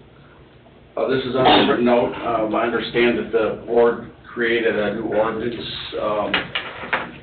for events that we were totally unaware of with Cedar Lake Girls Softball. I'm here to represent that organization. I'm Vice President of the league. Talked to the Little League yesterday. They just received a letter from Margaret Abernathy, I believe it is, stating that we have to have a permit to have fall ball for Cedar Lake Girls Softball. I don't know even where to start. We provide a facility and a park and softball for these kids for the past 50 years. I've been working on infields my whole life. The community, a lot of friends, family have worked on that, the Sheehy's, Rangers, Larry, everybody has. The town doesn't provide nothing for these kids right now. The only way this park survives is by tournaments, which we've had since, I've been here since 1994. Nothing has changed. other than new faces coming in the subdivision, people moving in and complaining about parking, lights, noise. I'm sorry, when you go and move into a community where there's a field or lights, do your homework. Do some research before you buy a property. We've got so many people over there that do back us. We try to work very hard to work with the neighbors. I know there's gonna be people complaining all the time. We try to make sure that the police department, the fire department has a tournament schedule, which we may have failed to do so far this year. We haven't had very many tournaments this summer. We have a tournament coming up Friday. We have a handful of tournaments coming up for the fall. We were unaware of this, totally blindsided by this $25 permit fee. We got fall ball going on right now. We have adult league that plays. That park can't sustain itself with just the rec program. It has to have the tournaments we've had for years. Shirley Moody, Joan Torrance, all them people have founded this thing. Larry McMillan used to have a travel team there. We've done this our whole life. Nothing has changed. Traffic has not gotten. We have the same amount of tournament teams coming in, same amount of players in the rec program. I don't know what more I could tell you guys. Every tournament, I've been coaching ball since '94. Everywhere I go, Romeoville, Orland Park, St. John, Crown Point, you're parking in a subdivision, you're parking in wherever you can find a place to park. It's give and take until this town provides something for these kids. Little League, softball, they gotta make some type of an exception. I wish they would have reached out to us and Little League before they made this ordinance so that we could have discussed something. We cannot sustain having a permit for every single spring ball, summer ball, fall ball, travel ball, whatever tournaments we have. The only way we can keep this park going is that. Town does not help us with none of that. It's all volunteers. Nobody gets paid where we're at. Nobody. John, your family's been involved in that program. You know what it takes to keep that park rolling. I'm asking this board that they need to maybe reconsider or rethink something with this ordinance. I do my best to keep lights off. I'm there on mainly the tournaments are Friday, Saturday nights. They run into Sunday. Lights are on Friday night, Saturday night. I try to get them off before midnight. I try to get fields ready the day before so that we don't have to be there 5 in the morning flipping lights on because of the daylight. We try to get everything ready unless it's rain. We look very hard into that. We keep lanes open for the fire department. We've talked to them. Mr. Schultz is there. His daughter's in our program. We try to stay in contact with everybody and try to make peace. And we're not going to please everybody. We know that. But this ordinance, this letter we just got notice of it tonight. Jamie called me the president. We got tournament this weekend. We get fined. I mean, I don't even know. I can't remember what the ordinance read about fines. We got a tournament starting Friday night. We're going to get fined because we don't have a permit. Come on, you guys got to help us out. This is just uncalled for. The town does not have nothing for these girls and boys right now. So I'm asking you guys to reconsider this variance or this permit deal that we have to have events. We will try to work to do a better job of getting the police department and the fire department our schedules, which we have been working on in the past. We do try to handle the neighborhood the best we can. If we see somebody doing something wrong, we try to get them to move. We try, they're on Hanover Park throwing balls up against fences. We see it, we address it. We're not perfect, and you can't control everybody that's there. But this town has to help us with this program. Till I die, I'm going to be at this park trying to do something until you guys provide a field or get these developers to buy some property. I was at a meeting a couple years ago with Mr. Niemeyer, who was warm and fuzzy all over, going to start us a park down on Parish. And I call it the sludge pond, where they're dumping all the stuff from the lakes. So they traded properties. We were supposed to get that piece of property. We all attended a meeting here. Softball, baseball, soccer, football, basketball, anybody that wanted anything to do with sports. Randy was so warm and fuzzy all over. We're going to get this project started. Where's it at? I know it was a pipe dream. It ain't going to happen in my lifetime. But until that happens, I'm going to keep doing what I got to do to help these kids. We get kids in college, we get them looked at, we get them recruited, that is what we're doing. We teach them life lessons. And right now, what's going on in this room is just not life lessons, it's crazy, too much. It'll happen, it takes money, it'll happen, just takes money. Well, I just want you guys to know, we need some help with this event deal. I mean, sometimes our lights are on till, the last time I left, there was 11:45. I look at my watch specifically if I'm there, because I want to try to get them off.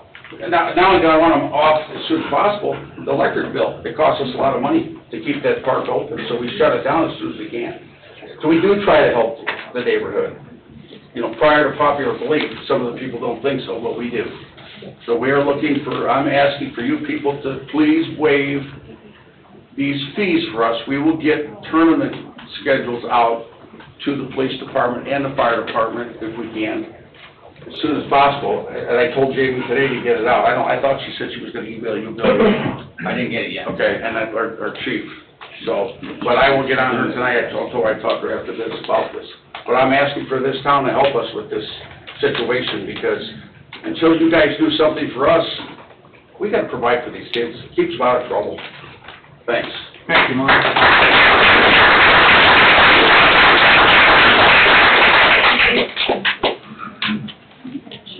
Any additional public comment?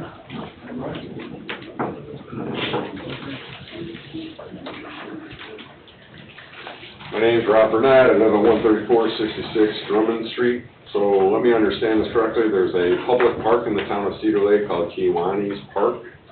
And you put a small fence around, a small plot of grass, and residents that already pay taxes in the town of Cedar Lake have to pay a fee to take their dog to a public park funded by taxpayers, let their dog play in the park.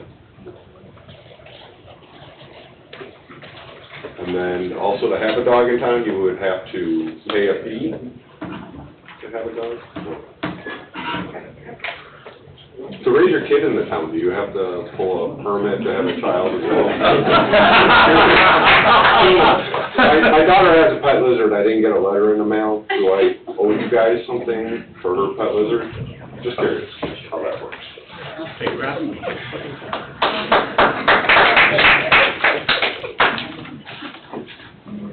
Any additional public comment? Anybody online? Mr. Wilkins? Go ahead, Jerry.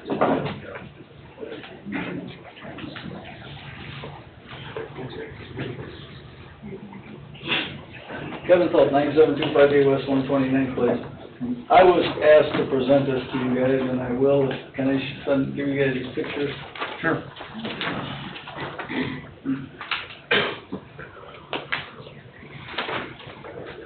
There's just a couple of sets if you could pass them around.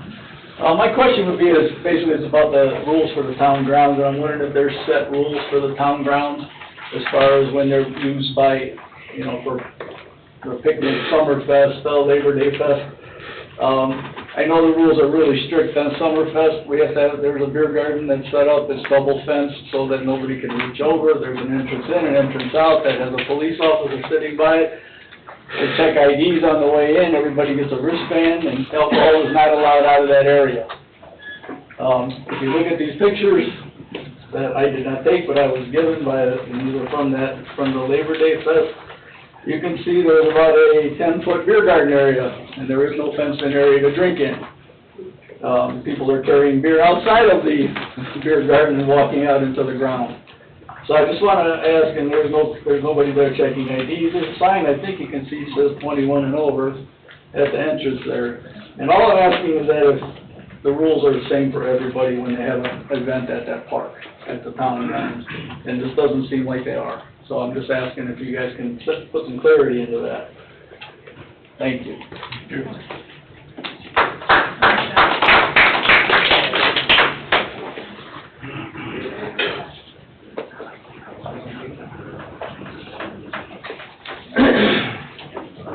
My name's Gary Wilkening. I live at 10826 West 131st Avenue. I had a question for Chris Lottis. The attendance requirements for elected officials is what? In what way? You understand the question? How many meetings can you miss in face-to-face? I do understand the question. Thank you.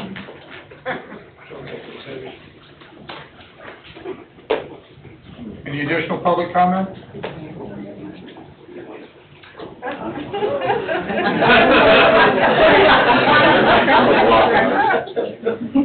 Neil Brandon, 7014 West 139th Place.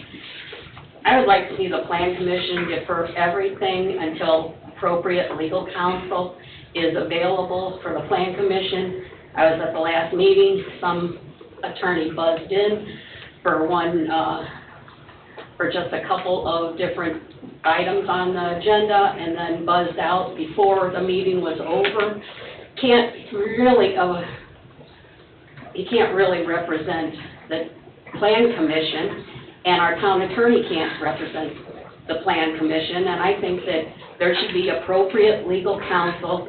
I've heard that the other counsel has been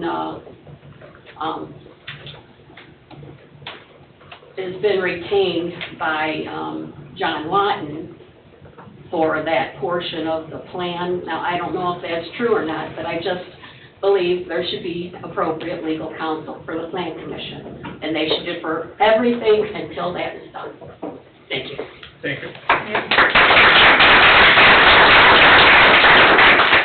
Meg Gailey, 14819 Moore Street. I don't really have a question. I just want to say shame on some members of this council.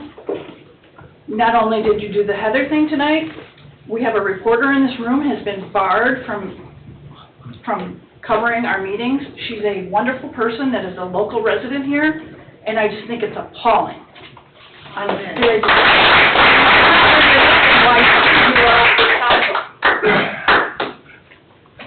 Good evening, I'm Larry Nagy from 9065 West 129th Place. I am hopefully going to be one of the people that replace you. At your first fundraiser, you called me your mentor. You put a big speech. I am so embarrassed of what you've done. Thank you.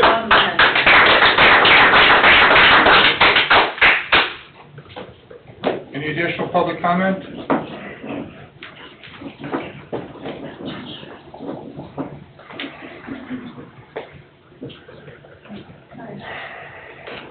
Terry Broaders, 14513 Morris.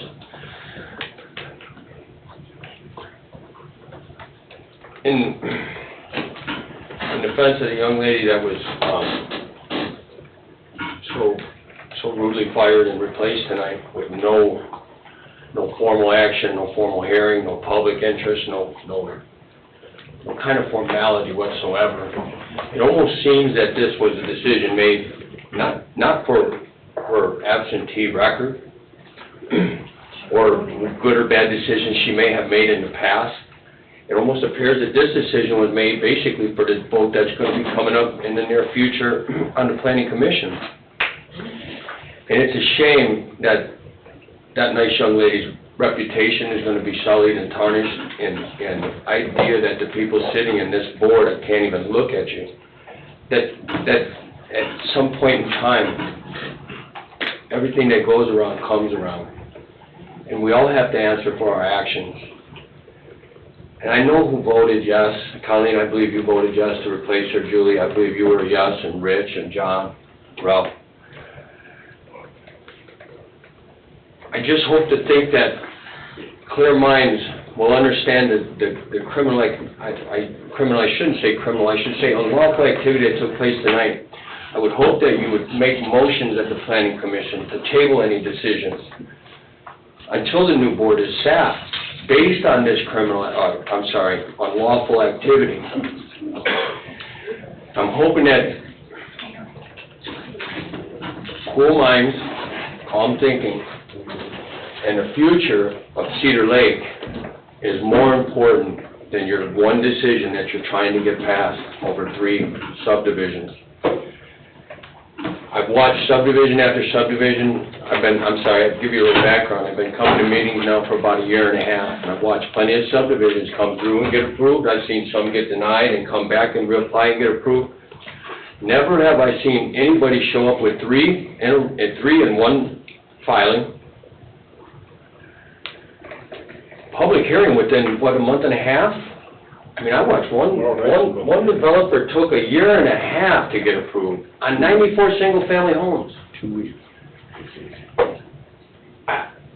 All of this is happening for that one developer, and I just can't understand how that you guys are still gonna live here. You're still gonna have to stand in the grocery line and look at the people that are gonna look at you and say, how could you have done that to that nice young lady? Thank you.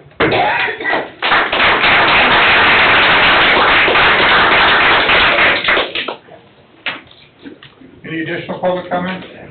Public comment, anybody online, Jim? No hands are raised.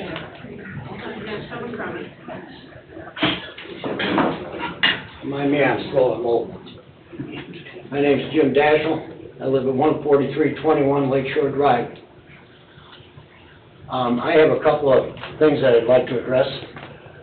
Number one is, why are the builders in this town and the people that are selling land given all the breaks in town and not responsible for what they do?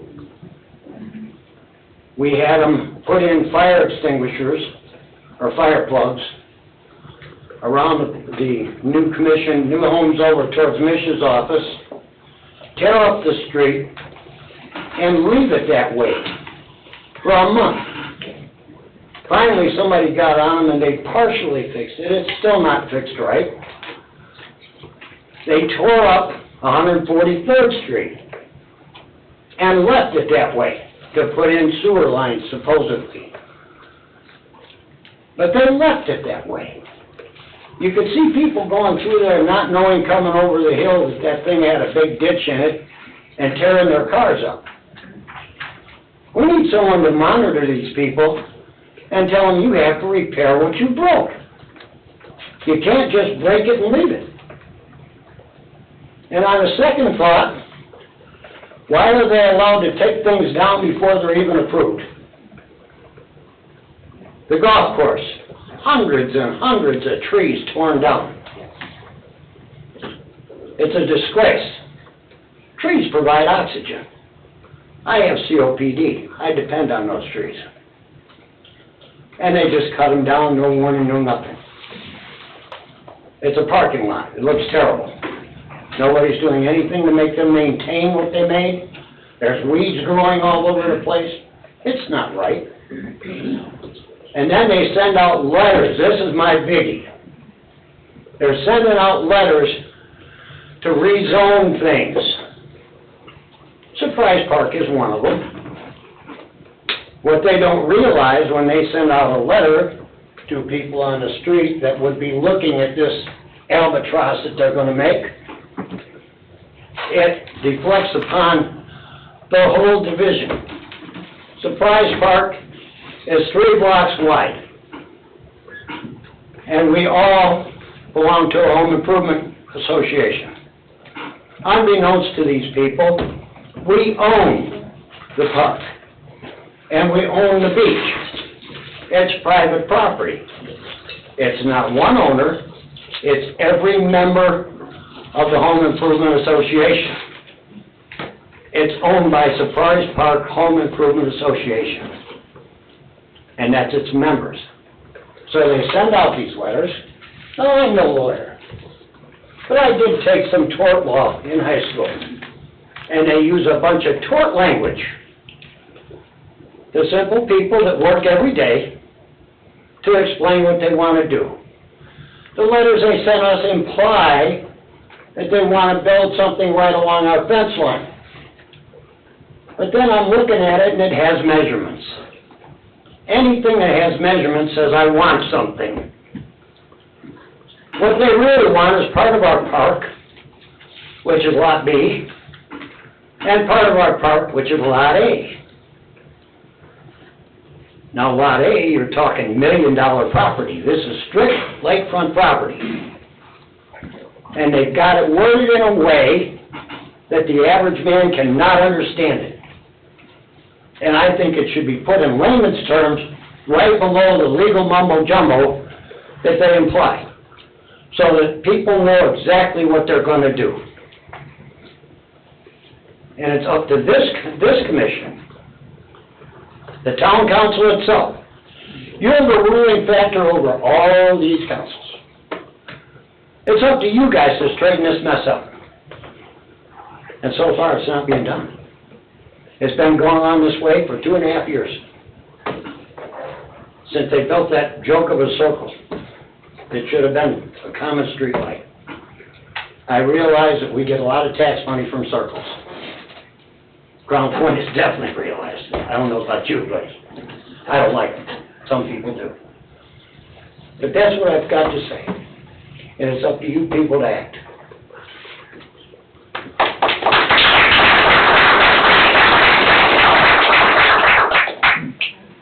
Any further public comment?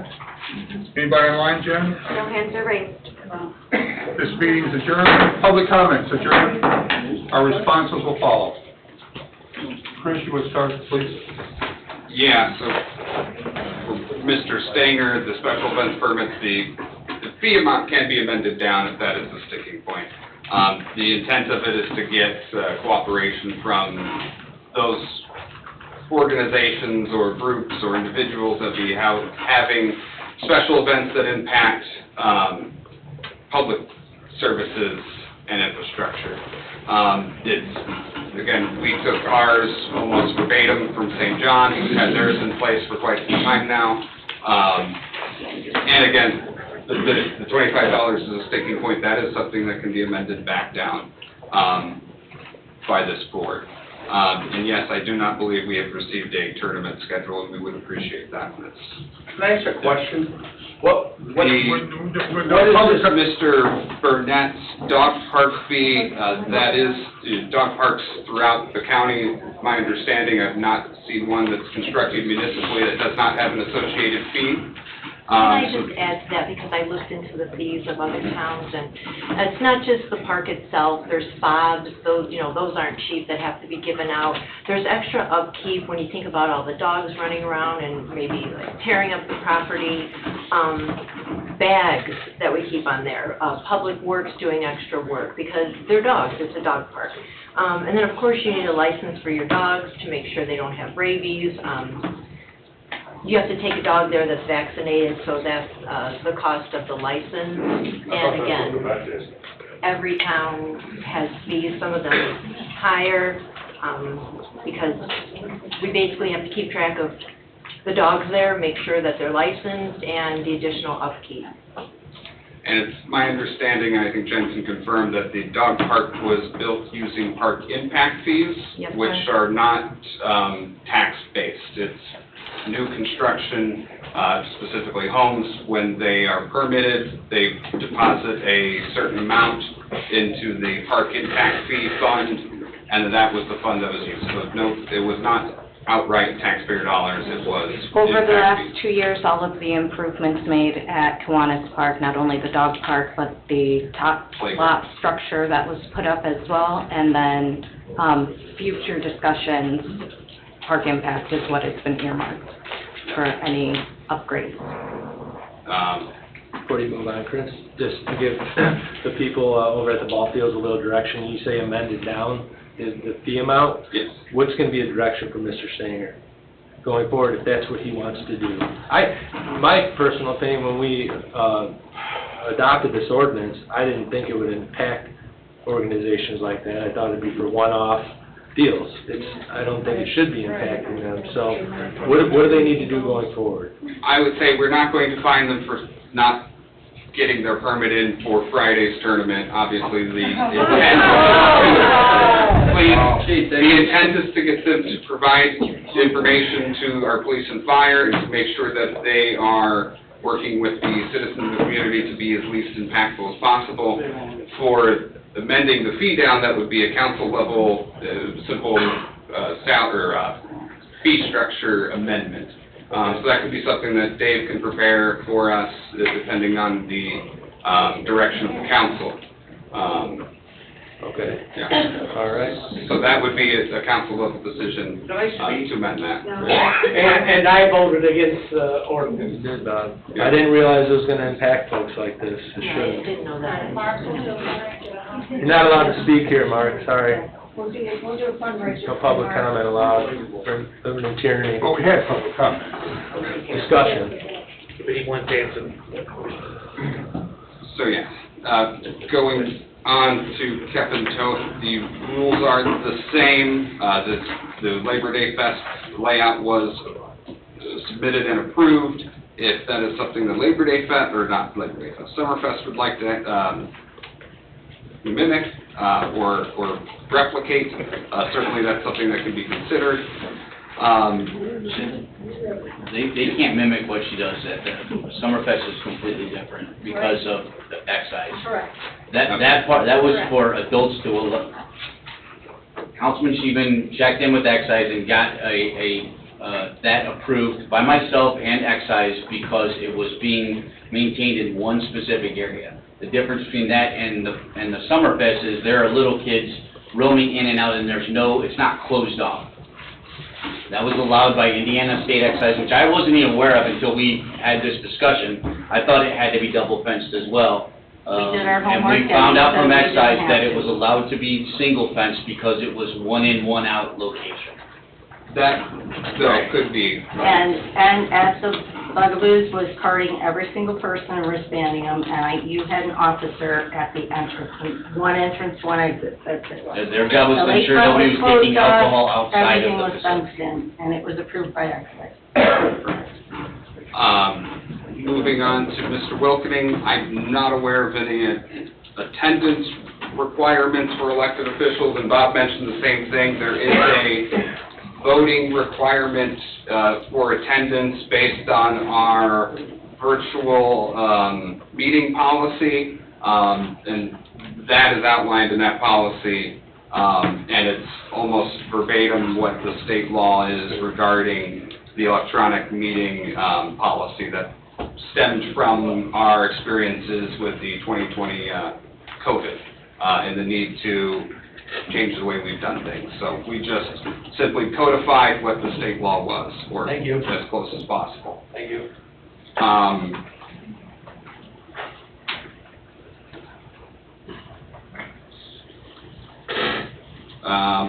And Surprise party. surprise part.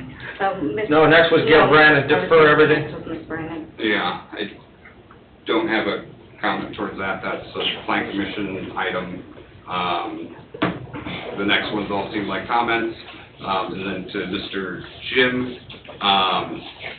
yes, unfortunately, the 141st was, the restoration was delayed due to getting contractors out there to do the repair, and some repairs needing to be done on the line, I think regarding valves and hydrants.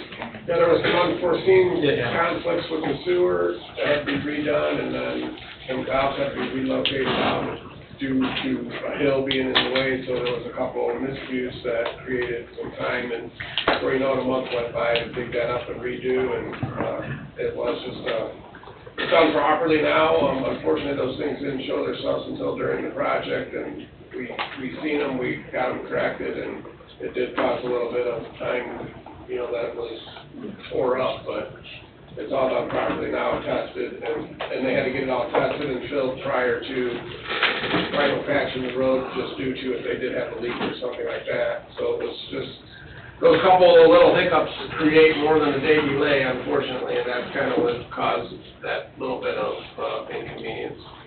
And every time the engineer was here, I constantly asked him, why isn't this being fixed? I asked that every time, and I got a better answer from our operational director, Tim Kubiak, than I did from the engineer. And I thank you for that at that meeting, Tim. You're welcome. And Chris, I just want to add, Meg brought up something about the Morris Street and Reporter that I don't think you touched on something. And also I just want to address, I'm the one who asked Heather to be on the plan commission. I actually had conversations with her in recent weeks, so I didn't blindside anyone or anything like that.